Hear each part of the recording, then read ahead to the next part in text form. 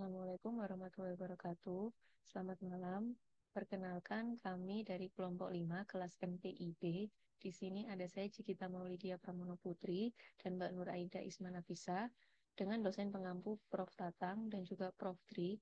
Di sini kami akan menjelaskan laporan proyek kelas kami yang berjudul Penerapan Metode PMC dan KFD untuk meningkatkan kualitas solusi digitalisasi SPPU dengan studi kasus PT Telkom Indonesia. Next. Untuk abstraknya, PT Telkom sebagai salah satu perusahaan di bidang telekomunikasi sedang bertransformasi dengan program utama Five-Fold Moves. Salah satu program Five-Fold Moves yaitu peralihan dari IndiHome ke Telkomsel membuat Telkom Enterprise lebih fokus dalam penguatan market share di pelanggan B2B dengan harapan menjadi market leader digital IT service. Terdapat 11 segmentasi pelanggan di Telkom Enterprise. Salah satunya adalah segmen Energy and Resource dengan potensi market size sebesar 4 triliun rupiah. Telkom Enterprise memiliki 3 portofolio produk, yaitu Digital Connectivity, Digital Platform, dan Digital Service. Hasil profiling revenue share di segmen Energy and Resource didapatkan solusi digital platform, yaitu solusi digitalisasi SPBU, menjadi kontributor revenue utama dengan total nilai sebesar 50,3 miliar per bulan dengan share sebesar 60%. Digitalisasi SPBU merupakan total solusi terintegrasi dari hulu ke hilir pada proses bisnis yang dapat mencatat data transaksi seluruh SPBU secara real-time.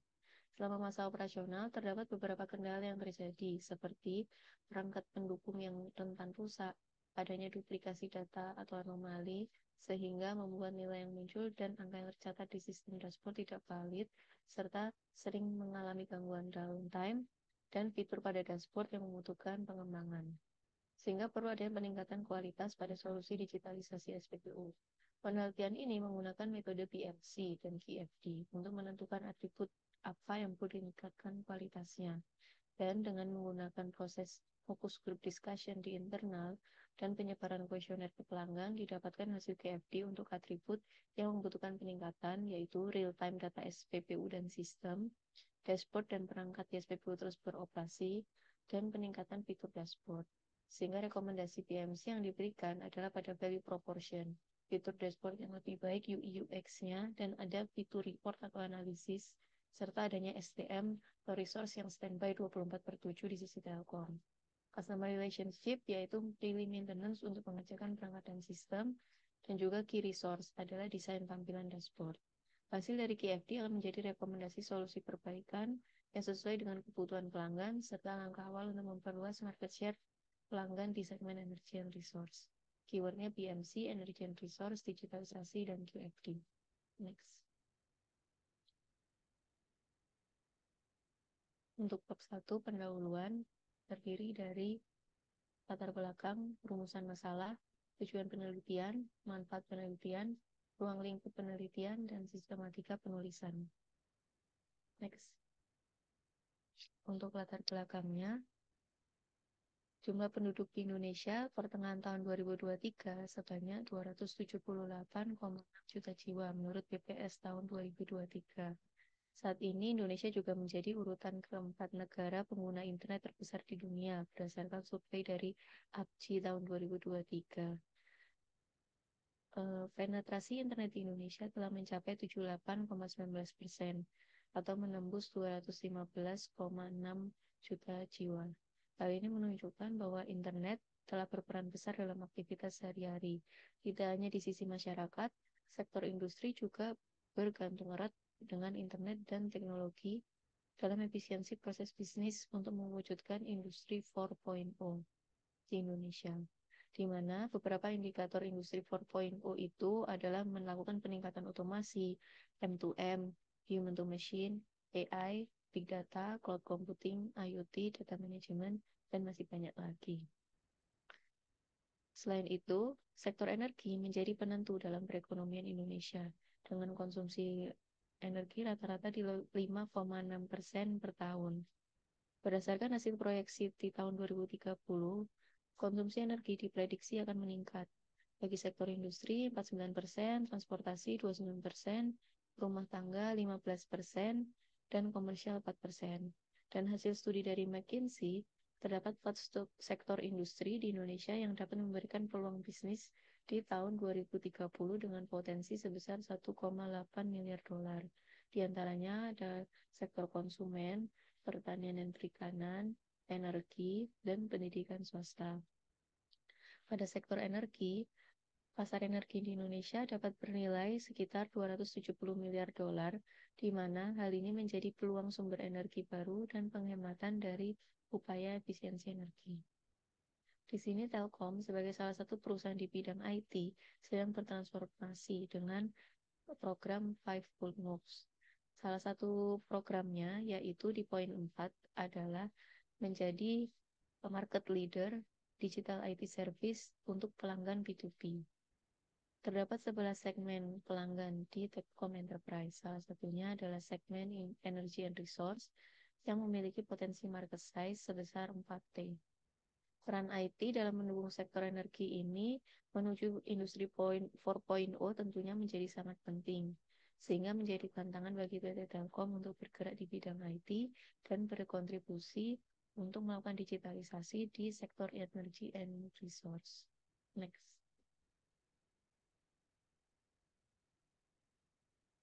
Dari hasil pemetaan revenue share untuk per portofolio di segmen energy and resource service didapatkan 65% ini merupakan revenue share terbesar ada di digital platform. Jika didetailkan per solusi, di mana 62%-nya adalah pada solusi digitalisasi SPBU dengan nilai sebesar 50,3 miliar per bulan. Dan di sini solusi digitalisasi SPBU merupakan menggunakan teknologi IoT pada alat ATK dan dispenser serta data collection untuk dinaikkan ke dalam server milik PT Telkom dan ditampilkan di dashboard comment center pelanggan. Fungsinya untuk meningkatkan performansi dari setiap SPBU dengan cara digitalisasi sehingga dapat mengurangi dan menghilangkan dispute data dan informasi SPBU. Berikut adalah desain infrastruktur dari SPBU dengan beberapa perangkat, diantaranya ATK, dispenser, point of sales, UPS, EDC, dan masih banyak lagi. Total terdapat 5.518 SPBU yang sudah terimplementasi dan diharapkan masih terus bertambah.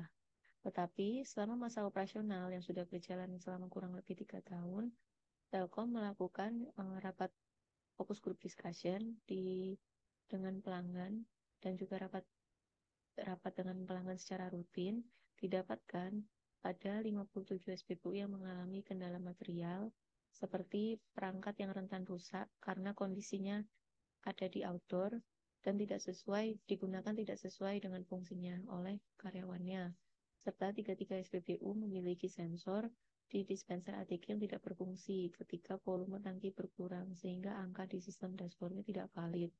Lalu ada 2 SPBU yang mengalami gangguan downtime dan juga 87 SPBU terindikasi mengalami duplikasi data atau anomali sehingga data yang muncul di dashboard tidak valid serta perlu adanya peningkatan fitur pada dashboard yang masih belum ada beberapa fitur-fitur pelengkapnya.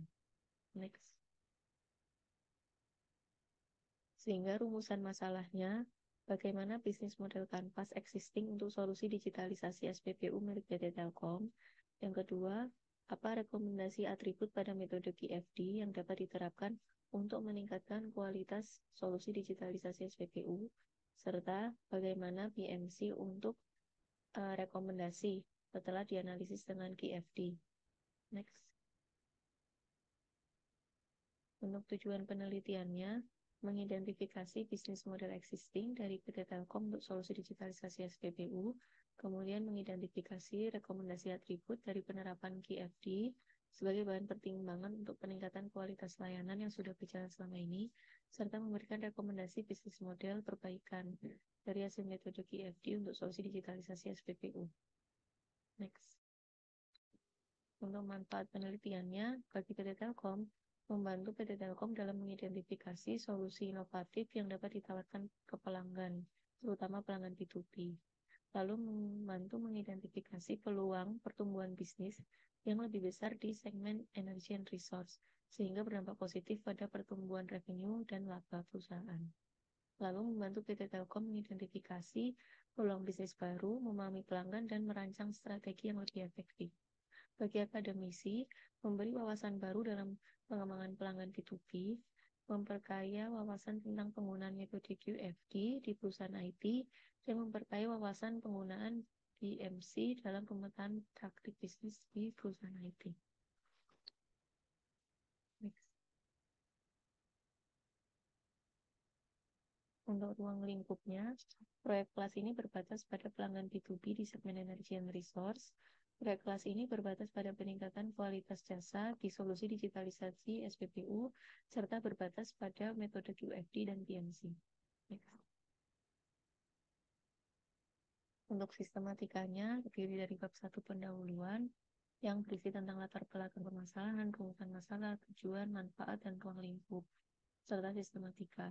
Bab 2 tinjauan pustaka dan teori mengenai landasan teori yang digunakan dalam proyek kelas ini, diantaranya digitalisasi, kualitas, QFD, HUK, root cause analysis, BMC, serta metodologi penelitian di bab 3 yang menjelaskan tentang pengembangan metodologi yang terdiri dari kerangkanya, sumber data, dan metode analisis data yang digunakan, yaitu BMC, QFD, dan RCA. Next. Di bab 4, hasil dan pembahasan akan menjelaskan secara detail mengenai solusi digitalisasi SPBU, hasil kuesioner dan voice of customer, serta hasil analisis dari QFD, RCA, dan BMC existing maupun rekomendasi. Dan juga ada kesimpulan dan saran yang menjadi kesimpulan dari proyek kelas ini serta saran perbaikannya. Next. Untuk bab 2 yang merupakan tinjauan pustaka dan teori. Ada 6 subbab. Next. Yang pertama yaitu digitalisasi. Digitalisasi ini merupakan proses pemberian atau pemakaian sistem digital menurut KPPI. Sedangkan menurut beberapa ahli, digitalisasi ini dapat bervariasi tergantung sudut pandang dan konteksnya. Dan menurut Asaniah tahun 2017, digitalisasi merupakan proses pengelolaan dokumen tercetak atau printed dokumen menjadi elektronik. Manfaat digitalisasi ini mengurangi biaya operasional, mampu menjangkau lebih banyak konsumen, dan meningkatkan kualitas kerja sebuah bisnis. Next. Yang kedua, untuk kualitas. Kualitas ini merupakan keseluruhan ciri serta sifat dari suatu produk yang berpengaruh pada kemampuan produk untuk memuaskan keinginan maupun kebutuhan pelanggan. Menurut Kotler tahun 95, terdapat 8 dimensi kualitas, terdiri dari performance, reliability, feature, durability, conformance, aesthetic, serviceability, dan perceived quality. Next. Untuk QFD merupakan metodologi untuk menerjemahkan kebutuhan dan keinginan pelanggan ke rancangan produk yang memiliki persyaratan teknik dan karakteristik kualitas tertentu. Tahapannya terdiri dari POC, Voice of Customer, Voice of Quality, dan analisis dan implementasi. Next. Untuk House of Quality sendiri merupakan suatu kerangka kerja atas pendekatan dalam mendesain quality function deployment menurut Cohen tahun 95. Berikut adalah detail matriks HUQ yang terdiri dari 6 hal, yaitu Customer Needs and Benefit, Planning Matrix, Technical Response, Relationship Matrix, Technical Correlation, dan Technical Matrix. Next. Lalu untuk root cause analysis merupakan metode terstruktur untuk mengidentifikasi penyebab mendasar suatu peristiwa atau masalah dengan tujuan mencegah terulangnya kembali, baik itu preventif maupun korektif. Next. Untuk bisnis model kanvas merupakan 9 blok bangunan bisnis yang berisi bagian penting dalam menjelaskan bagaimana organisasi dapat memberi manfaat bagi perusahaan dan konsumen. Terdiri atas 9 tipe, 9 jenis, yaitu 9 kategori, yaitu customer segment, value proposition, channels, customer relationship, revenue streams, key resource, key activities, key partnership, and cost structure. Next.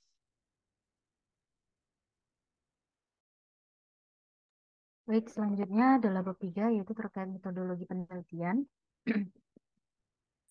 Di mana hal yang pertama kami ingin lakukan adalah merumuskan masalah, kemudian dilanjutkan dengan penentuan tujuan dan manfaat, Selanjutnya, kami melakukan kajian pustaka dengan mencari buku maupun literatur.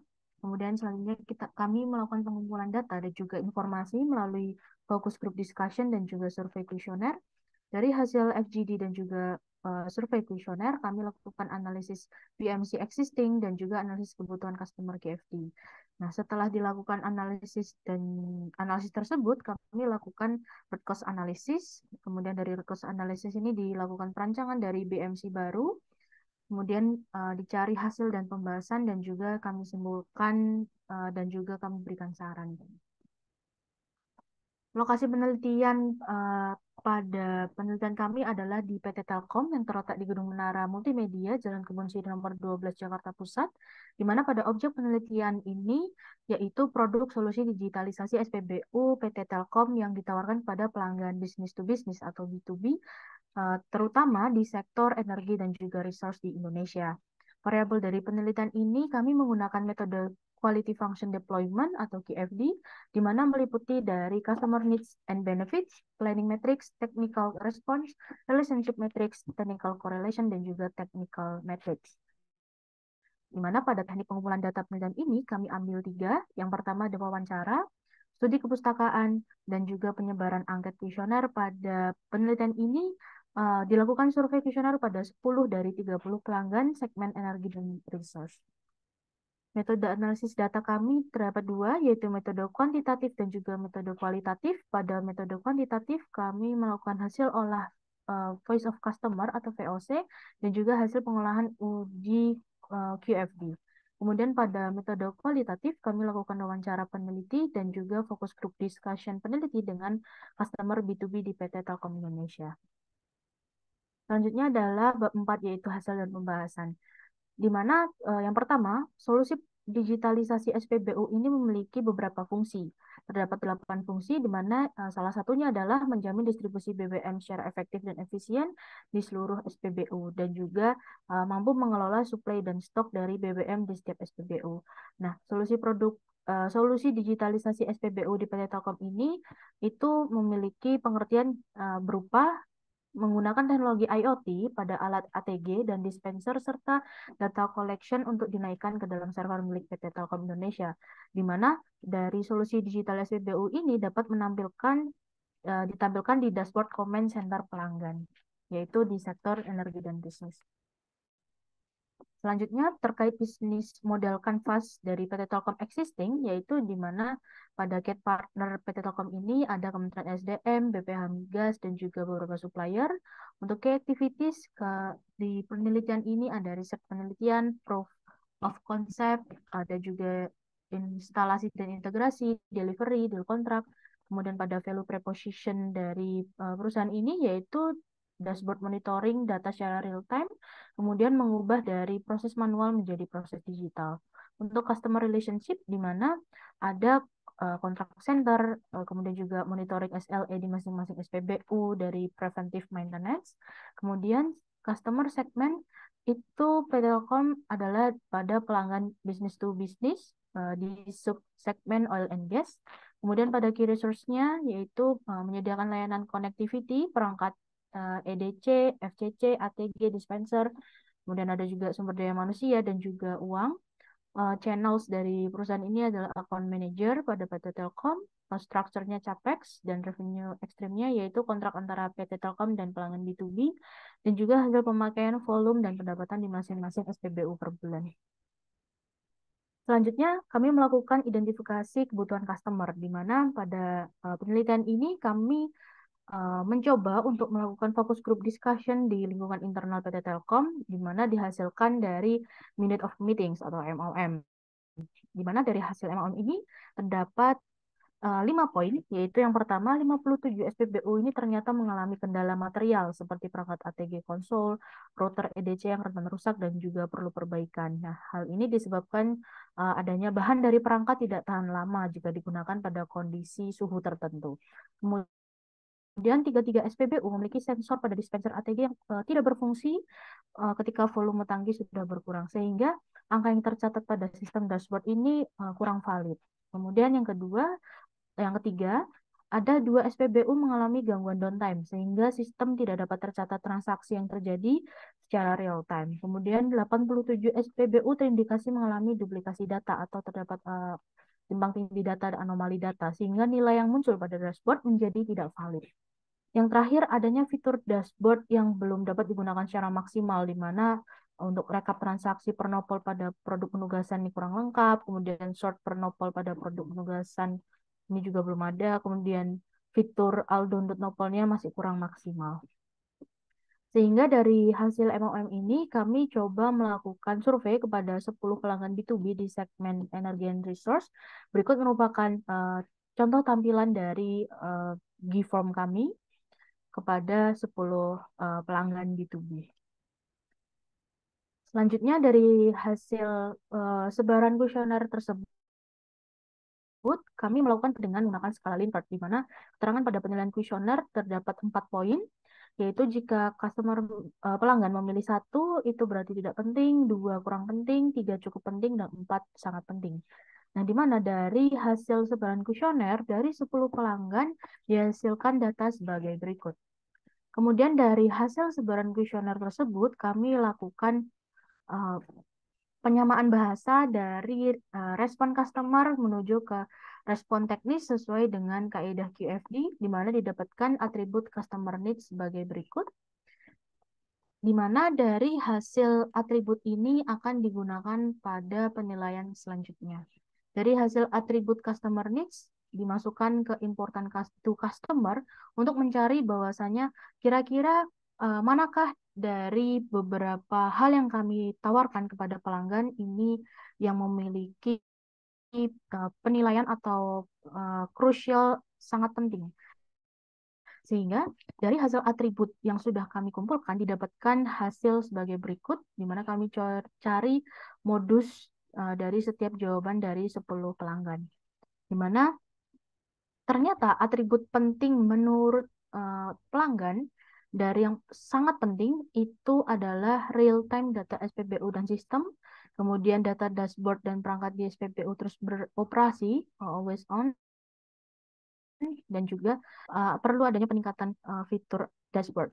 Nah, kemudian dari hasil yang kami dapatkan, atribut yang dianggap kurang penting bagi 10 pelanggan B2B yaitu tahan lama, penggunaan perangkat tepat sasaran, data dashboard valid, responsif pada pelayanan after sales, layanan POC trial sebelum go live, dan juga solusi yang diterapkan di berbagai ekosistem. Nah, untuk atribut yang kurang penting, itu adalah tampilan dashboard yang mudah dibaca. Nah, dari hasil tersebut kami coba lakukan root cause analysis atau RCA, di mana kami coba mencari dari sisi people, proses, prosedur, price, dan produk untuk mencari pentingnya peningkatan kualitas digital di SPBU. Nah, dari segi people, di mana skill dari teknisi 24/7 itu masih kurang dalam memahami permasalahan atau kendala yang terjadi di layanan pelanggan. Kemudian dari segi proses, ternyata terdapat fitur pada dashboard comment center yang masih belum lengkap, sehingga perlu adanya beberapa data yang diolah pelanggan secara manual, serta proses penyelesaian masalah ini cukup panjang dan juga lama. Kemudian dari segi prosedur, pada tahapan delivery, instalasi integrasi yang rumit, serta perlu adanya peningkatan dari segi HSE, karena kondisi SPBU yang terjadi BBM dan gas sehingga rentan terjadinya kebakaran atau terbakar. Kemudian dari segi price, ada biaya tambahan yang muncul di luar kontrak, seperti pergantian perangkat EDC, ATG, dan juga lain sebagainya, di mana kondisi ini dapat dilakukan perbaikan agar tidak terulang. Nah, perlu adanya juga nilai volume dan revenue di dashboard yang belum sesuai dengan data manual, sehingga uh, data cenderung berubah dan perlu dilakukan rekonsiliasi. Dari segi produk, terdapat data anomali yang terdeteksi di dashboard, sehingga perlu dilakukan validasi kembali oleh pihak Telkom maupun pelanggan. Dan juga terkadang sinyal sering hilang di SPBU, sehingga tidak dapat mengintegrasikan data ke dashboard dan juga perangkat pendukungnya rusak.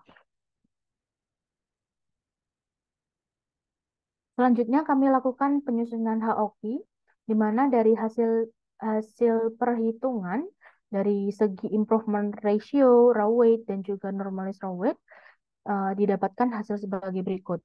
Di mana untuk mencari improvement ratio digunakan rumus yaitu sebagai goal atau yang bisa disebut target value dibagi dibagi ITC atau Eval Score Questionnaire, di mana pada improvement ratio ini kami ketahui bahwasanya Eval Score pada atribut nomor satu itu adalah berjumlah 3. Nah, di mana 3 ini kami bagi 4, yaitu dari target value-nya didapatkan hasil IR yaitu sebesar 1,3333. Kemudian selanjutnya dicari raw weight dari hasil perhitungan hasil kuesioner ini, di mana dengan menggunakan rumus important to customer dikali dengan improvement sehingga didapatkan hasilnya 4. Kemudian kami cari juga normalized raw weight, yaitu persentase dari weight ini dengan rumus raw weight dibagi dengan total raw weight yang berjumlah 40 ini kemudian dikalikan 100%. Nah, dari hasil persentase weight ini kami masukkan kepada host of quality, yaitu ada diletak di sini. Sehingga dari 10 atribut kami masukkan, kemudian juga terkait quality karakteristik, bagaimana hal ini bisa dicapai oleh perusahaan, dan juga kami cari terkait target yang perusahaan inginkan dari setiap atribut yang sudah kami lakukan. Nah, mengapa di sini ada simbol positif, negatif, positif 2, yaitu memiliki keterangan sebagai kalau misalkan dia positif 2, berarti ada keterangan yang sangat positif antara dua respon teknis. Kemudian untuk yang positif 1, yaitu dia berhubungan positif antara dua respon teknis. Negatif berarti dia tidak ada hubungan dengan satu dengan yang lainnya. Kemudian untuk simbol lingkaran ada garis di tengah, yaitu menandakan bahwasanya dia memiliki relationship yang kuat, sehingga untuk dari segi penilaian itu memiliki value sebesar 9. Untuk simbol lingkaran kosong, itu memiliki relationship sedang dengan value 3. Dan untuk lemah itu berlambang segitiga, memiliki relationship lemah dengan value 1. Kemudian jika tidak ada berarti dia tidak memiliki ikatan relationship. Dari hasil HOQ dan QFD, berikut adalah urutan atribut yang layak dijadikan prioritas. Di antaranya yang pertama, solusi yang diterapkan di perlunya solusi yang diterapkan di berbagai ekosistem. Kemudian yang kedua, peningkatan fitur dashboard. Yang ketiga, penggunaan perangkat tepat sasaran, real-time data pada SPBU, tampilan dashboard mudah dibaca, dashboard dan perangkat SPBU terus beroperasi. Yang ketujuh, layanan POC atau trial sebelum go live. Yang ke-8, tahan lama. Yang ke-9, data dashboard valid. Yang ke-10, responsif pada layanan after sales. Nah, namun juga ada berdasarkan urutan kesulitan dari penyelesaian masalah dari step improvement. Sehingga kami tawarkan hasil urutan yang paling mudah yang bisa dilakukan PT Telkom, yaitu yang pertama, ini adalah urutan yang paling mudah. Jadi 1 itu paling mudah, 10 itu paling sulit. Yang pertama adalah respon terhadap layanan pelanggan. Yang kedua, maintenance secara rutin di sistem dan lapangan. Yang ketiga, memiliki sistem filter pewarnaan otomatis, fitur dashboard lengkap, memiliki desain dashboard di home simple, dan lain sebagainya. Selanjutnya dari hasil perolehan HOQ, kami lakukan BMC rekomendasi, yaitu sebagai yang mana terlampir pada berikut, di mana pada key partnernya itu terdapat perubahan, yaitu partner untuk improvement dashboard dan juga software. Pada key activities itu juga perlu dilakukan improvement. Kemudian pada value preposition, di mana pada segi fitur dashboard mungkin dapat dilakukan analisis dan juga report data, dan juga SDM perlu standby dan responsif 24/7 untuk monitoring SLA dan juga maintenance. Pada customer relationship perlu adanya daily maintenance untuk cek perangkat dan sistem. Pada customer segment, pelanggan B2B di subsegmen tambang dan utilities dari segi listrik, air, dan gas. Kemudian pada key resource itu perlu adanya desain dashboard dan juga cost structure-nya, yaitu software development untuk peningkatan UI UX. Jadi seperti itu. Selanjutnya adalah bab 5, kesimpulan dan saran. Ya, untuk kesimpulan, yang pertama, solusi digitalisasi SPBU merupakan solusi dari PT Telkom untuk pelanggan B2B di subsegmen oil and gas yang berfungsi untuk memonitor data 5518 SPBU yang terhubung ke dashboard command center kantor pusat secara real time. Yang kedua, PMC untuk solusi existing terdiri dari customer segment, yaitu pelanggan B2B PT Telkom, di subsegmen oil and gas yang di segmen energy and resource. Kemudian value proposition, dashboard monitoring data real time, proses manual menjadi digital. Channels, account manager PT Telkom, customer relationship terdiri dari contact center, after sales service, monitor SLA untuk sebagai bentuk preventive maintenance. Kemudian revenue streams melalui kontrak kerjasama antara Telkom dengan pelanggan B2B, serta hasil pemakaian usage volume dan revenue di 5518 SPBU yang sudah terpasang solusi digitalisasi SPBU. Kemudian key resource terdiri dari layanan, perangkat-perangkat, sumber daya manusia, dan uang sebagai investasi awal. Kemudian key activities yang terdiri dari riset dan penelitian, POC atau trial, survei HSE, joint planning session, instalasi integrasi, delivery, deal kontrak, implementasi, monitoring, rekonsiliasi, dan after sale service. Kemudian key partners terdiri dari Kementerian ISDM, PPH Migas, supplier dari solusi digitalisasi SPBU ini, yaitu dari anak perusahaan Telkom. Kemudian ada cost structure, yaitu CAPEX, yang terdiri dari investasi perangkat, tenaga kerja, software, transportasi, distribusi, dan overhead. Next. Kemudian yang ketiga, dibutuhkan peningkatan kualitas untuk solusi digitalisasi SPBU dengan metode HUG, QFD, dan root cause analysis. Didapatkan aspek yang perlu peningkatan adalah responsif terhadap pelayanan pelanggan, maintenance secara rutin, sistem pewarnaan otomatis di fitur dashboard, terus peningkatan fitur dashboard secara lengkap, memilih desain dashboard di home secara simpel, POC atau trial, perangkat sesuai fungsi, pemilihan material yang berkualitas, product knowledge, serta peningkatan IT pada sensor dan sistem. Next. Untuk PMC, dari hasil QFD, ada penambahan dari beberapa aspek. Yang pertama, customer segment. Jadi pelanggan B2B ini tidak hanya di subsegmen oil and gas, tetapi juga di tambang dan utilities. Kemudian ada value proposition yang terdiri dari fitur dashboard yang dapat dianalisis dan report data, serta teknisi atau SDM yang standby secara responsif 24/7 untuk memonitor SLA dan maintenance jika ada laporan dari pelanggan. Kemudian customer relationship, ada dealing maintenance untuk mengecekkan perangkat dan sistem, key resource, design dashboard, key activities untuk proses feedback dan improvement, key partners untuk partner improvement dashboard atau software, serta cost structure. Jadi penambahan biaya untuk software development atau peningkatan UI UX di sisi pelanggan. Peningkatan kualitas di solusi digitalisasi SPBU ini tidak dapat dilakukan secara sekaligus, tetapi harus bertahap sesuai dengan aspek yang paling mudah dan berdampak besar, seperti urgent importance. Next. Untuk sarannya, solusi digitalisasi SPBU ini sangat kompleks, sehingga perlu ada klasifikasi lebih detail untuk kendala yang terjadi di pelanggan. Kemudian perlu ditampilkan hasil dari sebelum dan sudah dilakukan peningkatan kualitas, dan penggunaan metode analisis selain QFD dan PMC bisa digunakan untuk meningkatkan di aspek yang lain. Next. Berikut ada daftar pustaka. Ya, demikian disampaikan dari laporan kelas kami. Mohon maaf jika ada salah kata dan kekurangan. Terima kasih. Wassalamualaikum warahmatullahi wabarakatuh.